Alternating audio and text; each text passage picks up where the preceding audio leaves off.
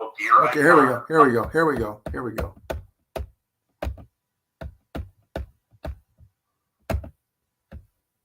Okay. Okay, I'm good to go, right? Yep, good to go. Can you hear my voice and everything? Yep. Okay, I'm good. Hey, you're a gentleman. Thank you so much. No problem. Bye.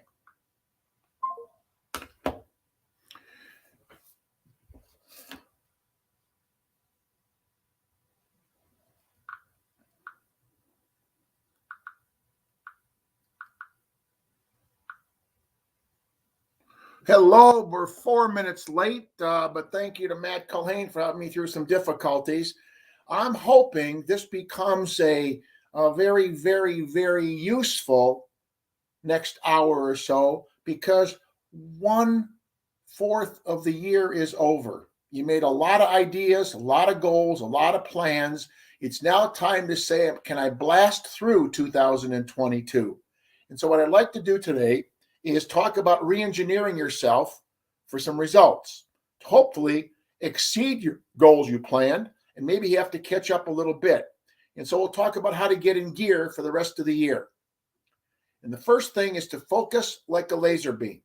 Your highest priority activity always has to be getting face to face, eyeball to eyeball with somebody who can sign something. Every other activity, as you reach your goals, really is not nearly as productive as getting face to face, eyeball to eyeball, belly to belly with somebody who can sign something, buyers or sellers in the process. We'll take some time to look at some components of a business plan, and then I'll share my peak performance for pride and profit as you move forward in this process.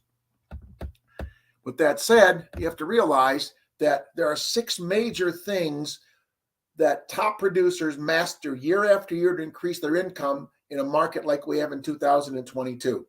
Now, we do know that things are happening at a fast pace. One of my proteges just sent me a text that she put a property on the market and it sold in 1 hour. That's ideal because you see, if your list to sale price ratio and your days on market are low, you become not only very successful, your gross income is almost the same as your net income because you have no expenses yet in the process.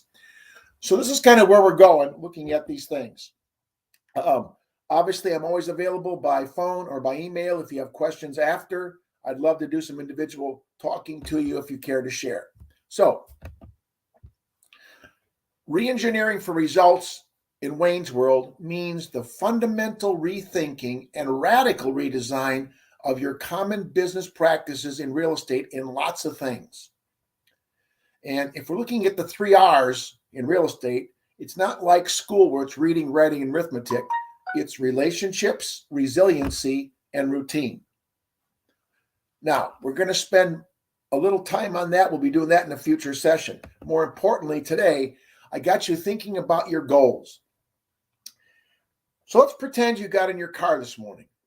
What's the first thing you did? Did you put on your seatbelt?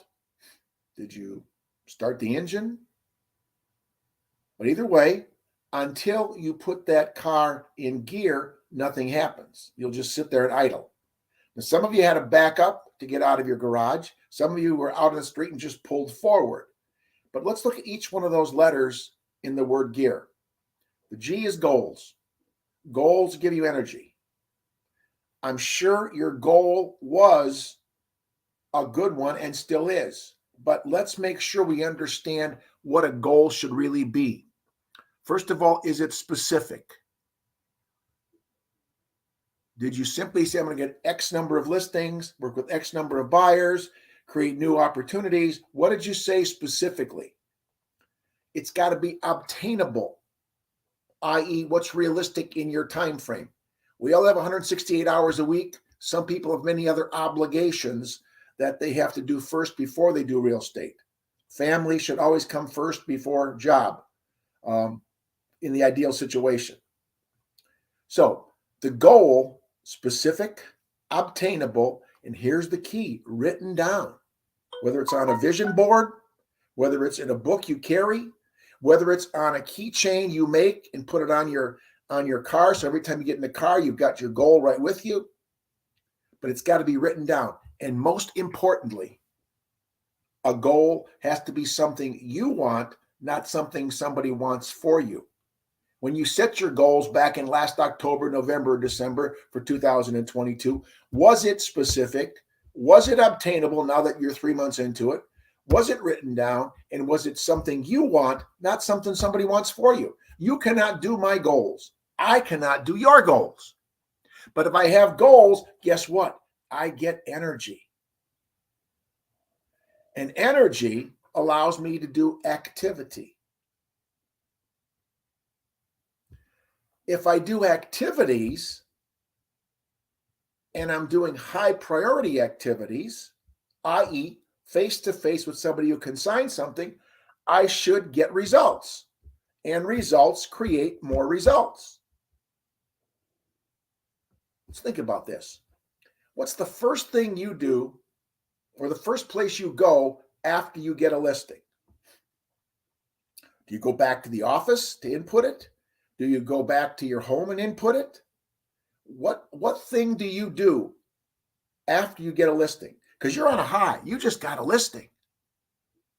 Do you kill that excitement, that enthusiasm by going in and doing paperwork or talking to people in the office? I just got a listing. More importantly, try this. Maybe the next time you get a listing, go and try to find somebody else to talk to. Stop at a restaurant, sit at a bar, go talk to people at a store, talk to somebody, a buyer that you were working with before or a seller you're working with, because you've got some adrenaline flowing. I'd love to go to places to talk to people about I just got a listing because they might want a list. I feel you've wasted a lot of energy if after you get a listing and got some results and then don't go and try to get some more results. Because sometimes if you do this correctly, you might get more than one listing in one day. And a lot of you know what that feels like. Wayne's World suggests strongly you always get in gear. You set your goals that are specific, obtainable, written down in something you want. Get the energy to do the activity. And you decide what are the highest priority activities you have to do. And then all that should bring you into results. So every day you get into your car from now on, as you put that car in gear, whether it's a shift on the console or a shift on the floor, remember, not only did you put your car in gear to move forward, can you do these 4 things to put yourself in gear each day? With that said, at the beginning of the year, every one of you, including myself, had high expectations. We're going to get this done. We're excited. We had a good year last year. We're going to do even better this year. We got all kinds of good feelings in our heart and in our head. What happens is, as you start going through the year, you have to remind yourself, do I really know lots of stuff? Now, lots is my acronym for listings, objection handling, time management, selling skills, and attitude control. Now, as you look at that star, where's your strength? Where's your weakness? What's an opportunity? What's a threat? Some people don't like objections. Some people don't control their time. Some people get negative vibes and can't handle rejection. Some people don't know how to close. They're great at talking, but they're not great at closing. Some people focus like a laser beam on listings. Others focus like a laser beam on buyers. We do know listings are the name of the game. It's the best control of your time. But we also know buyers tend to be people that if you qualify them properly, it should take less time and less effort to get the job done. And then you've got attitude control. I mean, what mantra, what message do you think about each day? I have several phrases I say on a regular basis. My most popular mindset as I wake up and as I finish the day is to start out with this mindset. Good, better, best. Never let it rest until you can do as good, Wayne, as your better best. Am I doing my better best? Not my best, because I don't want to be perfect. See, demanding perfection in real estate is a terrible idea. Expecting excellence and being amazing is what this business is all about. I need to expect excellence in what I do in any one of these 5 areas. And that's why I said, where is your strength? Where are you really most excellent? Is it the way you handle attitude? Or do you control time? Or are you good at objection handling? Or are you great with buyers? Or are you great with sellers? Where is your strength in this process? Good, better, best. Never let it rest until you can do as good as your better best. That's one mantra. You may have other ones. Some are very simple. I've had several great mentors. Probably the one I've learned the most from in terms of attitude has to be Zig Ziglar. He'd come to visit me in Illinois. I'd go to Dallas. We spoke together at various seminars, and I learned so much just by letting him share with me. And every so often, I maybe gave him a little tidbit that he enjoyed. But more importantly, that was my attitude control mindset. I loved see you at the top, and some of you know some other things that he's done. There's other great people too, don't get me wrong. But where do you get your attitude control from either day? Do you look for a phrase? Is it something where you say a special message? But that's a very important element. And then as you look at time, how do you control your time? See, everybody does not deserve the same amount of your time. And if you know a lot about time management, the guru of time management is a man named Alan Lakin. His message was, if you waste your time, you waste your life. If you master your time, you master your life. Are you mastering your time? Are you generating the highest priority activity on a regular basis? And do you delegate delicately the things you don't need to do in real estate? There's all kinds of ways to keep track of time and control your time frames and how you schedule things. But I'll tell you one thing. If you are wasting time, you're wasting your life. And if you're killing time, you're murdering success. So we're going to take a look at these 5 over the next several weeks in our Wayne on Wealth in different ways in different places. But this is lots of stuff. And the stronger you are with all these 5, so you're not leaning more towards one over the other. Can you balance your business model around these 5 on a regular basis, and then keep making the model bigger and making that star bigger and bigger and bigger and bigger? And that's how you spell control. LOTSA, LOTSA. If I know lots of stuff in this business, I'm in control. And the more stuff I know, the more lots of stuff I know, the better my control. That is success. And total success is mastering each and every one of those and continue to build on those. What new learning things have you learned about taking listings in a market like this? Multiple offers. What have you learned about time control with now people are more traveling on the roads and there's more traffic jams than there was 8 months ago? And then what do you know about working with buyers and getting sales versus just listings? So with that said, we're re-engineering for results. And as I said, we're still going to talk about relationships and resiliency and routine. And the key thing right now, as you build on lots of stuff to finish your next 9 months, is your routine. Look at what's happened the first 3 months that didn't work. Hopefully you can eliminate that and build on the things that did work. What best source of prospects? What best ways to present? What best tools did you use? What was your routine? The key to success is a routine. Professional athletes have a routine. Sometimes they're called even superstitions in some cases.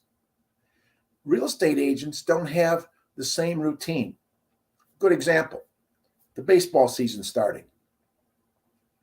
It's one of the few sports where there's a warm-up circle for the next person playing. That warm-up circle, that person is getting ready to go to bat. They warm up. PGA is on, the Masters. Tiger Woods and all the other golfers, they practice before they play golf. When a team came out to play in the NCAA finals, they practiced before they started the game. Every sport, whether it's tennis, boxing, it makes no difference. Whether it's an individual sport or a team sport, people practice. In real estate, practice, drill, and rehearse is the key. Yet most people don't practice. They don't warm up. They just show up to buyer counseling sessions, to seller counseling sessions. That's a bad routine. You have to warm up. If you're a runner, you stretch. You do a routine. So let's look at your routine as you look at lots of stuff. What routine is working best? What routine has caused you not to reach a goal? Did you confuse activity with accomplishment? This business allows you to look so busy and never accomplish anything. You're doing a lot of activity and no accomplishment. That's the death knell with a lot of agents. They confuse activity with accomplishment. Be honest with yourself. Are you confusing activity with accomplishment? And that creates the process of resiliency. Because if I have a routine and I need to change, I can bounce back and make a quick, as we've called it, pivot. Many people had a pivot last year and the year before because of what's happening in our lives. A lot of pivoting.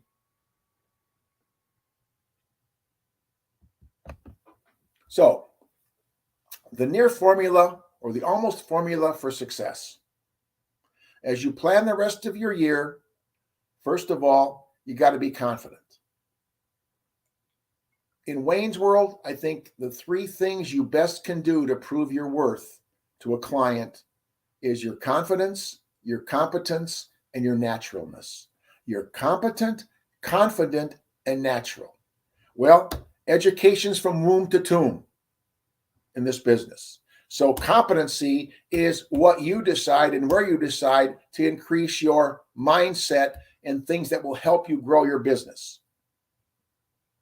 And some of you don't invest nearly enough time in your competence to reach out and grow versus shriveling up and quitting. So confidence is the key word. But what makes for a confident person? Well, first of all, Abraham Maslow created a hierarchy of needs. Physiological, safety, love, and affection. That's pretty much the normal person. The person that gets to that next level, it's called self-esteem. Now you feel good about you. You're going to talk about a listing presentation with some seller, and you're going there to see if you even want it. If you don't want it, you're not going to take it. Because you see, in this business, you don't need them all, you don't want them all, and you ain't going to get them all, whether they're buyers or sellers. You don't need them all, you don't want them all, and you ain't going to get them all. So the bottom line is you've got to build your self-esteem. And again, using some mantras, some phrases, some ideas. Every day and every way, I'm getting a little bit better. Every day and every way, I'm getting a little bit better. Nobody slaps me around. All kinds of different ways to motivate yourself. Could be music for some people. But your self-esteem has to be a big part of your confidence. And then, I bet you know what the K is. It's knowledge. The more you know, the better you're going to be. Got several different topics I'd like to spend some time on in the future. One of them is the Johari window. Joe Luft and Harry Ingham, many years ago, created this window about open and closed communication. With that said, you've got to go from I don't know, you don't know as you meet people, whether it's other agents or buyers or sellers, to I know and you know. That's the ultimate goal.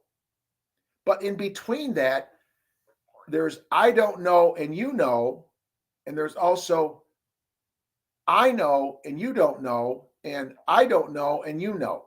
The bottom line in communications with the Johari window, if I know more about you than you know more about me, I am in control.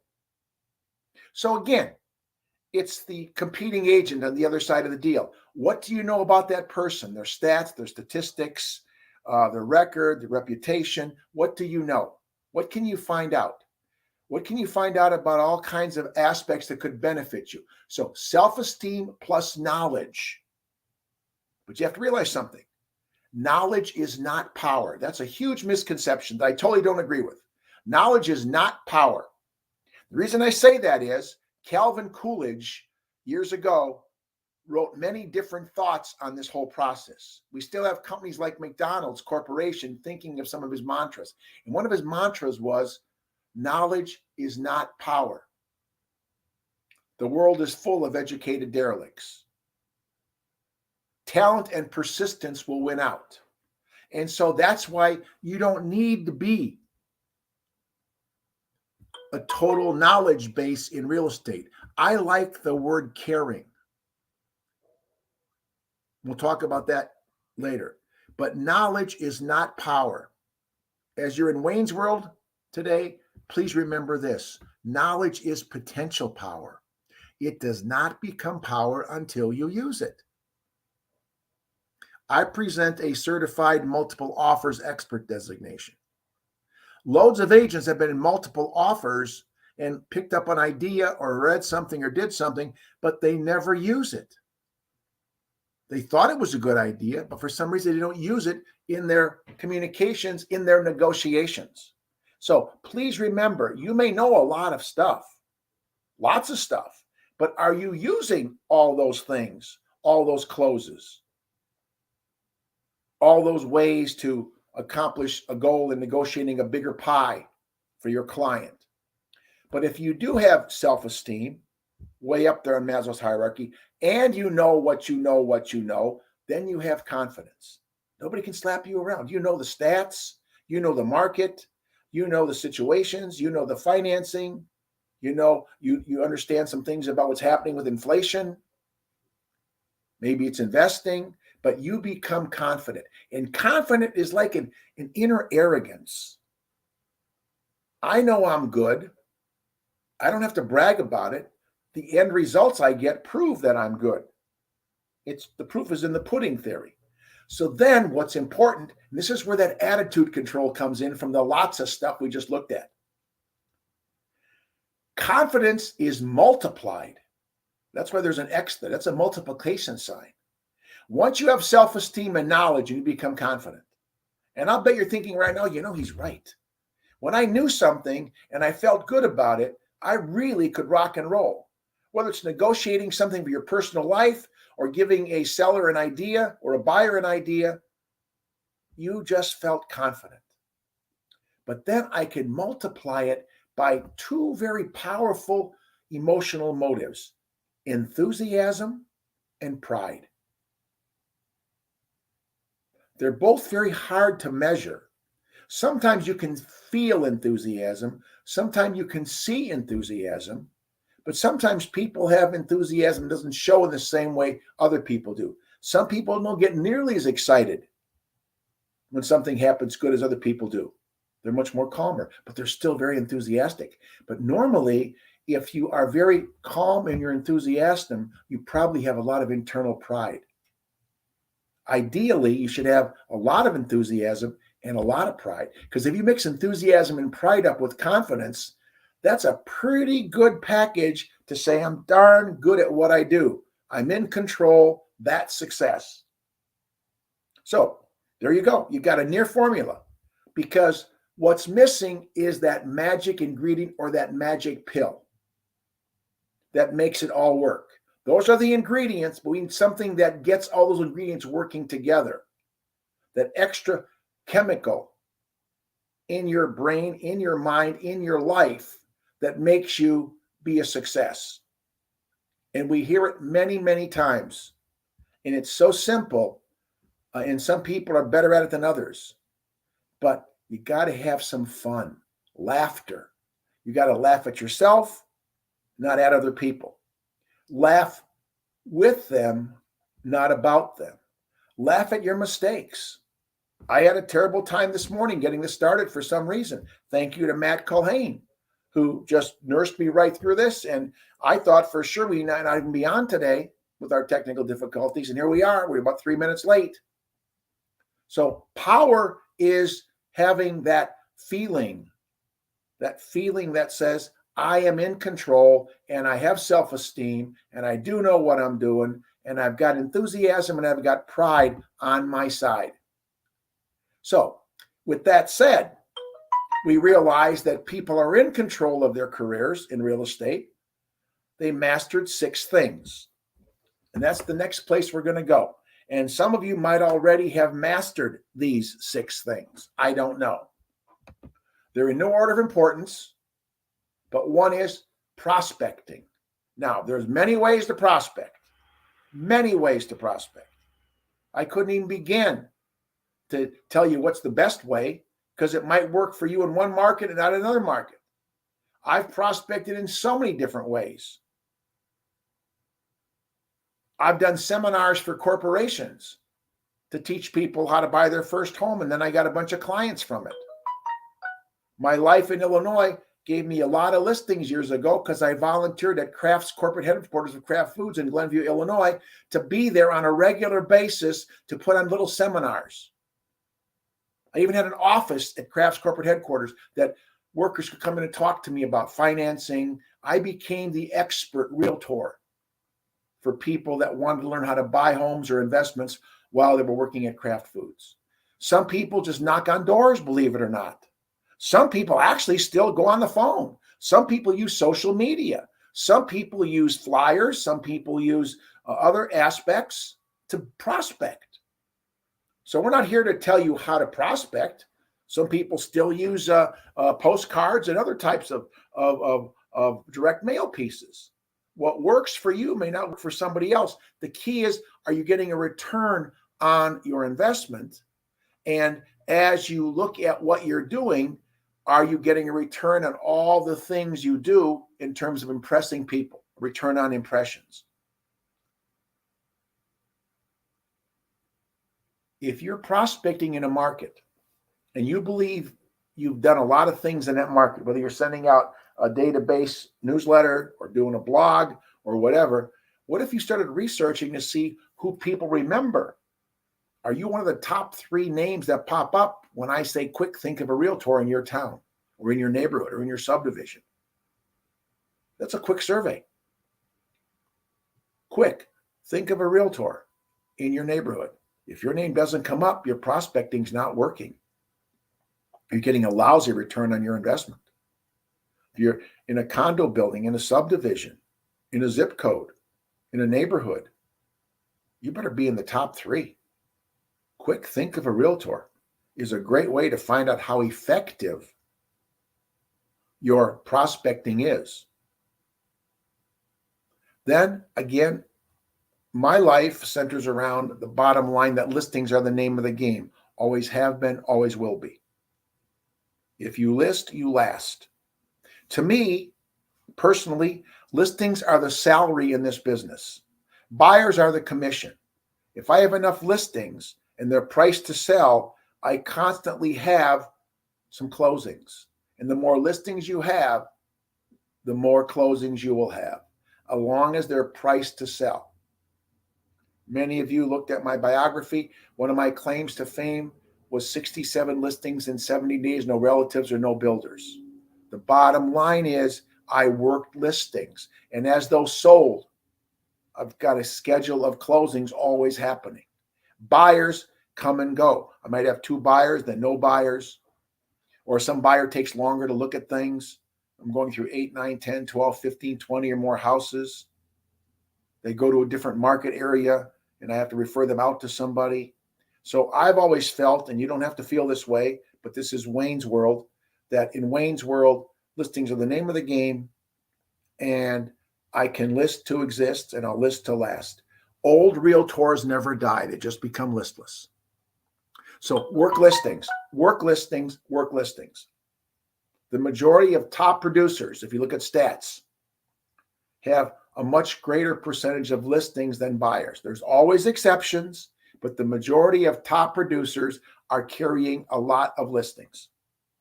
and if they are saleable listings. See, going back to prospecting, if I'm going to find buyers and sellers, I want to make sure that my sellers are saleable sellers. Their listing meets my criteria. I like to call it, from how I learned it, my saleability checklist. You've got a beautiful home here, Mr. and Mrs. Seller, but I noticed I can only check off 14 of my 21 saleable listings criteria on my checklist. We have some work to do if you'd like me to put a sign in the yard. Mr. and Mrs. Buyer, are you a looker or a buyer? See, each week, if you want to plan, each week, this business should center around what I feel are three things. Each week, work on bringing in a saleable listing first, separate lookers from buyers, and then try to sell in-house inventory. That seems to add an image to the whole process. It's a good stat to show your potential clients that you work with a lot of your listings and your company has a lot of listings. But at least each week, work on bringing in a saleable listing first, and each week separate lookers from buyers. So you bring in saleable sellers by setting high listing standards. You don't need them all. You don't want them all. You ain't going to get them all. I'm going to see if I want to put your house on the market with my sign in the yard. Your house may not meet my criteria. Unless you're violating some fair housing rule, you do not have to take any listing. You can refer it out to somebody else in the office. See, if I don't want a listing because they won't price it the way I think it should be, or they have some other issues I don't agree with, or they want me to violate a fair housing law, I have a very simple phrase you're welcome to use. And here it is. Write it down or memorize it.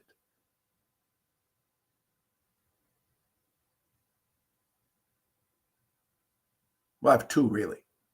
But the one I probably use the most is, do you want me to lie or level with you? That's an interesting one. Most of the time they'll say level with me. But there's another great one as I go to see someone and want to know if I want to take their listing and I'd like to work with them. And it's this: if I don't want to work with them, I basically use this phrase: I'd rather turn you down now than let you down later. We're just not a fit. My criteria and your expectations, my criteria and what you want just don't mesh. I'm the professional. How you word it is your words, but the bottom line is based along that very concept. I'd rather turn you down now than let you down later. What a good feeling when you can say no to somebody because they don't meet your high listing standards or your high buyer qualifications. They won't get approved or pre-approved. Or if they're a cash buyer, they don't want to show you proof of funds, whatever the case might be. A lot of activity and no accomplishment if you take overpriced listings or if you take lookers. You've got to set high standards, more so for listings, oftentimes because of the costs of keeping it on the market for a long period of time. That's why I loved Maggie sending you a note that she sold a home in 1 hour. And then, as I said earlier, separate lookers from buyers. Number 3 and 4, to me, are really, really a focus. And I have an acronym for focus. Whether you're a listing agent or a buyer's agent predominantly, follow one course until successful, FOCUS. So if you're going to work with sellers, make sure you have a saleability checklist of some sort that determines whether yes or no you want that listing or what they can do to improve it so it becomes saleable. If it's with buyers, we'll talk about 3 components: their motivation, their urgency, and money in a few moments. Their motivation, their urgency, and their money. And then, as you pull all that together, number 5 says, learn techniques, tracks. You don't want to memorize scripts. You can't sound phony. It's got to be in your own words. Probably every sales course in the country, probably every person you've taken sales training from in terms of handling objections shared the feel, felt, found strategy. It's a good method. Been around for years. You agree with them? I can certainly appreciate how you feel, Mr. and Mrs. Buyer Seller. Other people felt that same way till they found out that. Feel, felt, found. Now, that very simple philosophy, as you handle an objection or attempt to handle an objection, can be said in many different ways. Some people make it, I can certainly really appreciate how you must feel. Loads of other clients of mine actually felt that way. Till you know what? We spent some time showing them some of these stats like I'm showing you, and they found out that. Or it could be simply as this: hey, I understand what you're feeling.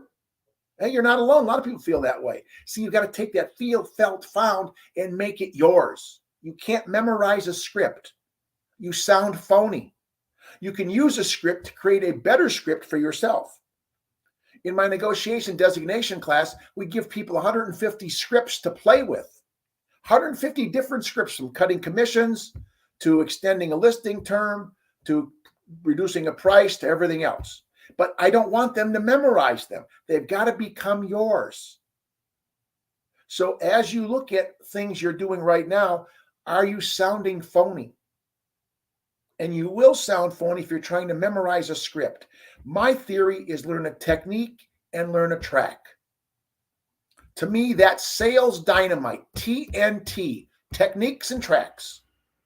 Techniques and tracks. Techniques and tracks. Now, how do I start that process? Well, I start with a skill set. You're listening to me. Did I give you a couple of ideas? Michael, my partner, was on before on Luxury Fridays. Did he give you a piece? We do lunch and learns together. Are we giving you something? Are we giving you a technique? Or are we sharing a track? See, I'd be glad to share in future weeks in Wayne's World of Wealth my 5-step objection handling track. It's a track. As long as you stay on the track, you never can get derailed. You decide what to say at each step of these things. You always have a track. The techniques are what you build on that work for you in your market, in your price point, the kind of person you're working with as buyer or seller. And then teams have become a very important part of the real estate business. We're seeing in many states more and more teams. Some of the top producers create big teams. We have buyer teams, seller teams. Teams have a lot of strengths and advantages that we need to chat about a little bit too in the process. But look at these 6 and there. Go ahead and look at that SWOT analysis again. Which ones are your strengths, or which one is your strength? Which ones are your weaknesses? Where are some opportunities and what are some threats? You have to analyze how you look at you in the mirror, because only you can be honest with yourself. And sometimes being honest with yourself puts you in a very interesting position. But are you honest with yourself? Where's your strengths, your weaknesses, your opportunities, and your threats? Because you must master all 6 of those. A top producing agent is involved in 6 of those. Again, there's still some markets where teamwork is not as big of a deal, but in other markets, it's like the only way to go. Boom. Now, with that said,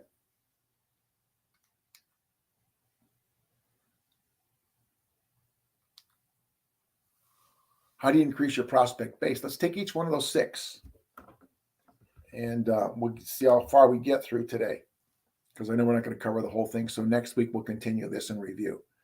But who do you know who? Who do you know who? That phrase should be used almost every other person you come in contact with once they know you're in real estate. You meet them at the grocery store. You saw them at a meeting. You were standing in line waiting for something. They know you're in real estate. You're wearing your name badge. Who do you know who's thinking of buying or selling now or in the near future? Who do you know who? Who do you know who? Who do you know who? Boy, if you could just make a commitment to say that 7 to 10 times every day for the next 30 days. And then a business card can be the close of that. Who do you know who? By the way, just in case. By the way, but who do you know who? 7 to 10 of those every day for 30 days. You will develop a habit and you will have made contact with quite a few potential people that might be prospects themselves or will give you a name of a prospect. Somebody thinking of buying or selling now or in the near future. That's a prospect. And the more of those you have, you can build your confidence. You walk by hundreds of people a day. You stand in line next to tens of people a day in a grocery store talking about small talk. Why not get involved in trying to find out who they know who? That's the first part of increasing your prospect base. But obviously, to really build your prospect base, you've got to basically realize you've got to be in control of that conversation. We just talked a few moments ago about embracing change by setting goals. Specific, obtainable, written down, not something I want, but something you want, because you can't do my goals. Something you want is more important than something I want for you. Then we looked at that success formula, that self-esteem plus that knowledge gives you that power. And power is an acronym I'd like to share, POWER. The psychology of win-win equals results. You've got to think like a winner. Let me share a story. Years ago, I had the privilege of living almost next door to the coach of the Chicago Bulls, Doug Collins. He would have meetings after at his home with the Bulls. So the people that are in history as top players when they were winning championships. Now, always remember, Michael Jordan took over a game, single-handedly brought them from way behind at halftime to winning the game. The basic goal was give Michael the ball, let him shoot. Give Michael the ball, let him shoot. Give Michael the ball, let him shoot.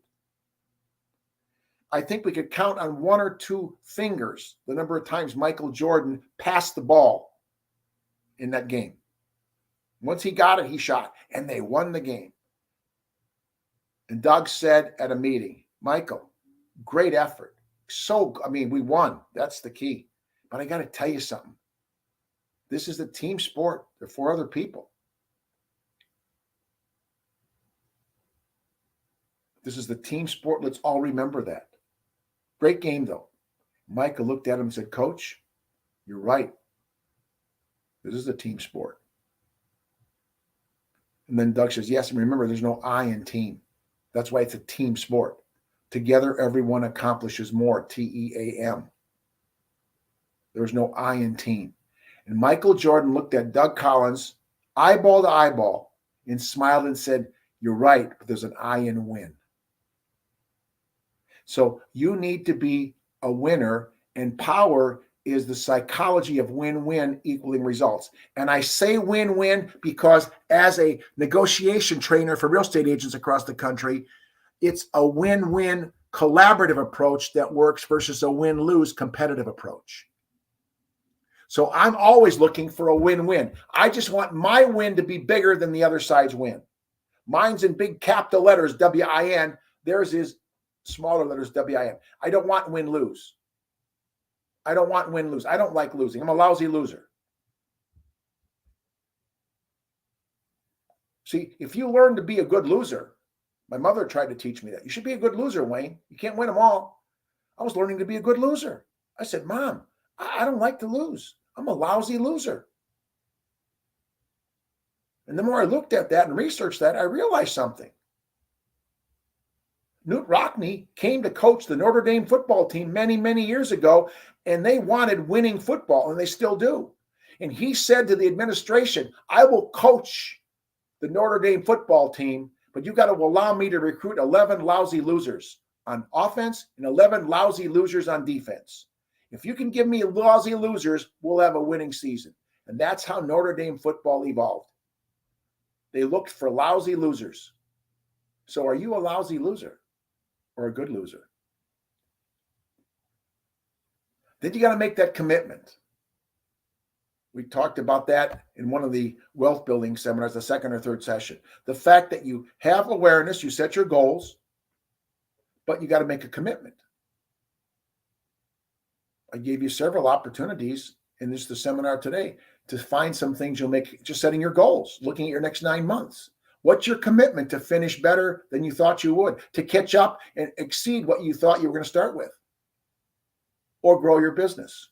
And then above all, we got to go back to the basics. When the going gets tough in this business, go back to the basics. Right now, it's tough to get listings because there's a shortage. But if you get the listing, like Maggie, they sell pretty fast. I'll bet many of you have record days on market last year. I'll bet many of you, if you look at all your transactions, have record days on market and probably higher list to sale price ratios. And that is a basic success plan. That triggers even more business.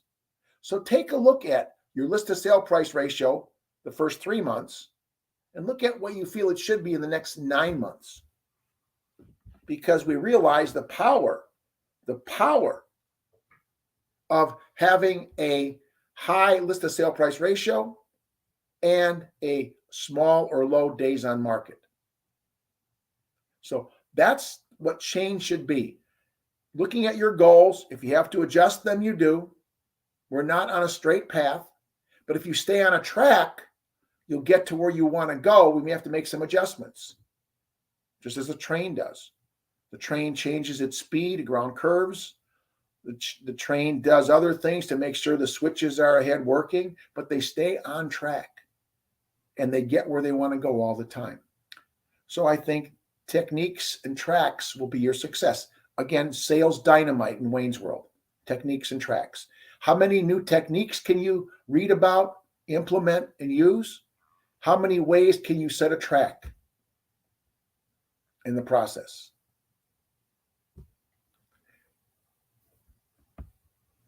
As we close this down, we looked at the formula. And again, as I said earlier, I'd like to repeat it again. To earn above average income consistently, not every so often, consistently. See, you have to, in this next 9 months, if you were behind in your goals, or if you really worked hard and you're getting tired, you got to kick yourself and give yourself some CPR. And in real estate, CPR means your consistency has to continue, your persistency has to increase, and your resiliency has to grow because people sometimes knock you down. Could be other colleagues, it could be buyers or sellers who say no or change their mind or won't listen to you. So your CPR for the next 9 months is your consistency, your persistency, and your resiliency. And I could take each one of those and spend an hour on each one, and maybe I will in the future. But that's a very simple formula. But the other simple formula is each week work on bringing in a saleable listing first. So next week, at least one saleable listing with some criteria you create. Call it your saleability checklist. What makes a home saleable in your market? And it can be as simple as a home warranty. It could be as simple as 2 signs. It could be as simple as thorough deep cleaning. Or it could be as more complex. Styling a house. And by the way, I said styling a house because I'm finding sometimes it's the words you use that pull you out of the commodity market of people into the specialty market. And styling is slowly but surely being thought of by some agents as a better word than staging, because staging sounds fake. Styling sounds good. Men, and more women. Women, you rarely go to get your hair staged. You go to get it styled. Men, you don't go to the shop to get your hair staged. You get it styled. Style sounds a bit more, I guess you'd say, different than the word stage. Just a thought. Maybe that one word makes a difference. Maybe the way you said appointments makes difference. Maybe what you do after you close on a house for a closing gift makes a difference. Maybe if you go on a listing presentation and what you give them after as a follow-up, even if you don't get the listing. the next day they get something from you. Could be the difference in styling your presentations. And then above all, show and sell in-house inventory. So what am I doing to separate lookers from buyers? What's my criteria? What's my criteria for a saleability checklist? And then am I focusing on in-house inventory? I did some training for a company I do monthly, and there were, I think, 25, 27 agents at the meeting. And I asked them how many listings the company has, their office. How many listings? Nobody knew. Then I said, what if I offered you $50 to write down the address of all the listings you know that's in the office inventory? $50 for each listing address you can write after the first 15. How much money will I give out? I couldn't get an office that had over 50 listings to even get 15 down on paper. How can you sell in-house inventory if you don't even know what the inventory is? How can you move them from this one to that one?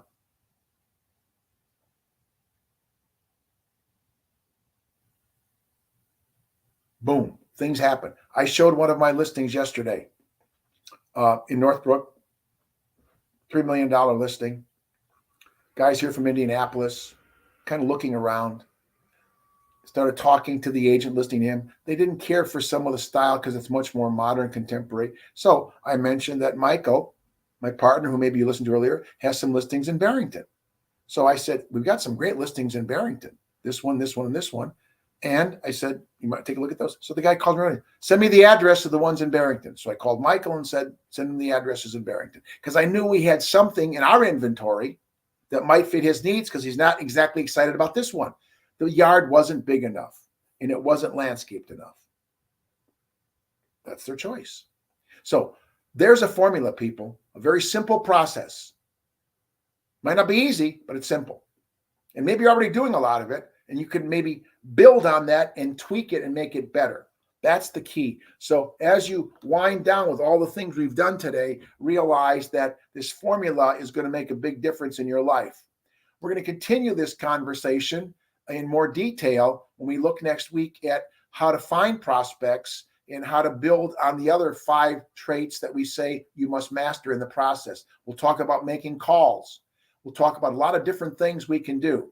But most importantly, we have to realize the power of very simply understanding that you've got to work listings after you prospect. And there's a process. And we could add almost some of the same components of working buyers. So either way, do you have a process for working buyers and sellers? Do you have a way you qualify, the way you control, the way you handle objections, the way you close? And above all, are you taking control of lots of things? LOTSA, listings, objection handling, time control, selling skills, and attitude control. Now, once again, we leave here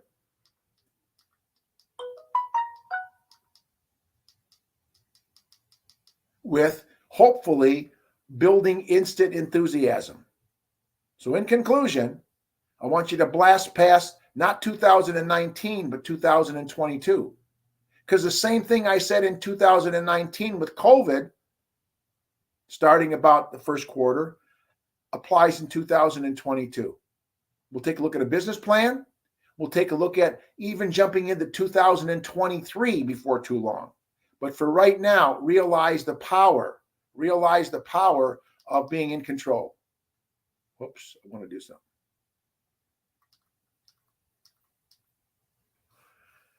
Do you really know lots of stuff? With that said, look at your strengths, weaknesses, opportunities, and threats. I thank you for joining. If you've got some questions, wayne@waynepaprocky.com or my phone number, 847-293-2369. Enjoy your weekend. Look forward to seeing you next week with a continuation of blasting past or blasting through 2022. Have a good night.